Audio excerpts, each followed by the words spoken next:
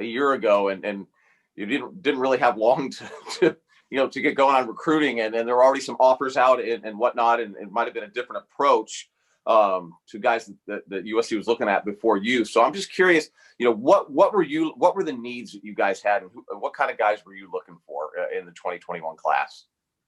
In the 2021 class was the best of the best. And I think as you look back at offers that we made when I first got here, we're going after the best, and that's still, my plan is to get the best in the country to come to LA and hit the quarterback. So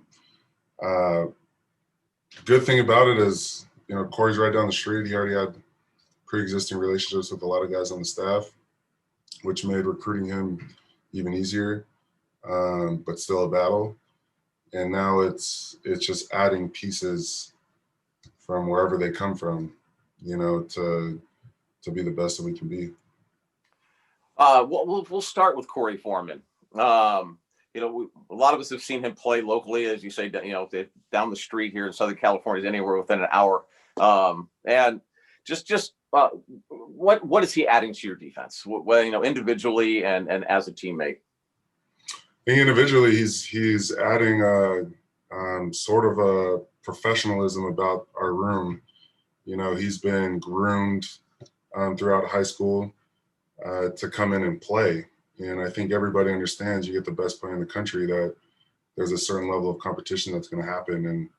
And it's elevated our D-line room already as far as guys in the weight room are getting after it. And I'm telling them to throw more weight on, and they're throwing it on. And then the next guy wants to throw more than the other guy. And so it's created, this competitive atmosphere that you always want as a coach, especially at D-line, where everybody has an opportunity to play. You just got to beat the dude out next to you. And then as a player, obviously he's very, very versatile and does a lot of things really well. And so my job is to, hone in his skills of what he needs to use for what situation, right? Playing the run, getting after the quarterback, playing all over the defensive line, and creating mismatches that USC has been used to in the past. A question that I'm often asked, and maybe you see him also at times, is will Drake Jackson and Corey Foreman be lining up opposite each other, chasing these quarterbacks occasionally? Oh, absolutely. Absolutely. I think you saw at the end of the Utah game, at the end of the Arizona game, when they're in passing situations, we line Drake up on the edge and just tell him to go, or put him at different places. And there is a flavor of, exotic blitzing in our defense. There is a flavor of movement up front. But at the end of the day, it's, can you beat a one-on-one? And they're both going to get opportunities, as well as everybody else, to prove it in practice, and then throw them out there and see what happens. A guy that we didn't really know much about out here, that I believe you offered him fairly quickly when he got to USC, was Colin Mobley.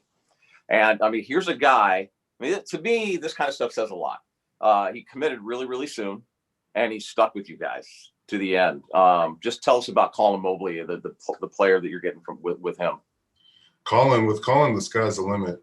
He's got the versatility to play outside backer, 3 technique, 5 technique, which really fits our defense. And then he's just got his head on straight, like he's driven.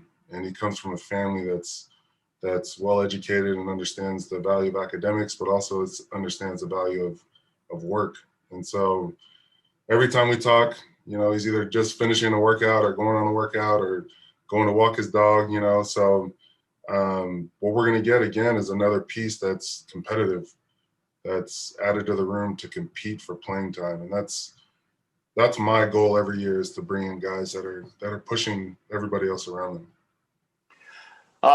It was you still have some, I guess, one more guy left that you're trying to bring in the 2021 recruiting class, but there are 2 other guys. And can you just, as far as the depth that you guys are adding with this group, what positions are you looking at where you're filling with everybody?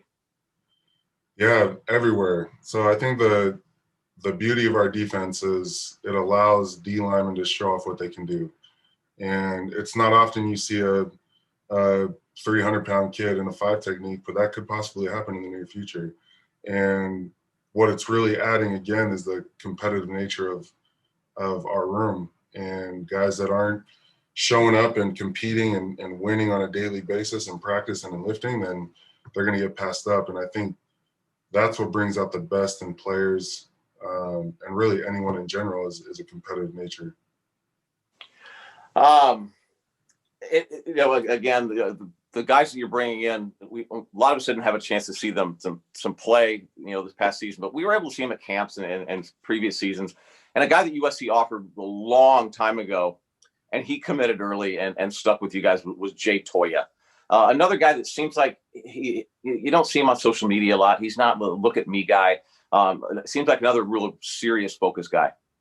Absolutely. He's a great addition with losing Marlon, but then him being able to step in and just pick up where Marlon left off, I think is a huge compliment to him. He's got a lot to learn, obviously, but the expectations for him are high, really, really high, to come in and again push for playing time. And his role will be, molded as we go through spring and fall camp. But my expectations for Jay are high. I think he's one of the best players in the country this past recruiting cycle, and he's one of the more focused, of the bunch as far as tell me what I need to do, right? What do I need to lift? What I need to do? I need to lose weight, gain weight. He's been on it. Somewhat of a surprise was the addition of Ish Sopsher.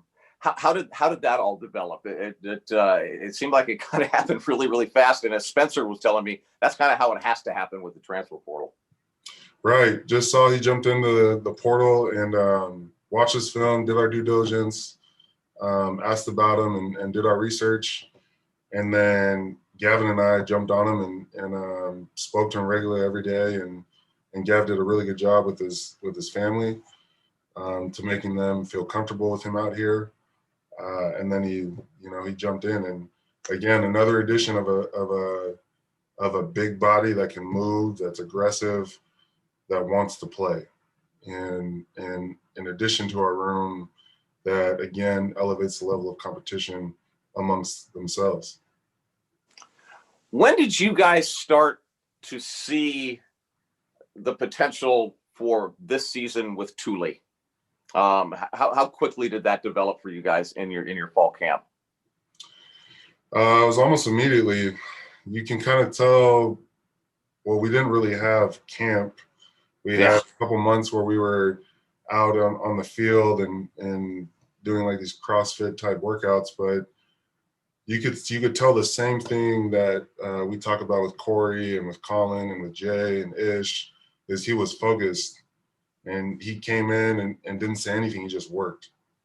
And then as you threw him into situations where, he got opportunities to get after the quarterback or play during team, it was the same thing. He just went out there, worked, and plays started just falling into his lap. And I tell our guys all the time, it's how you do one thing is, how you do everything. So if you're going to attack practice, then you'll attack the game, and if you attack drills, you're going to attack practice. And so it was almost immediate with him.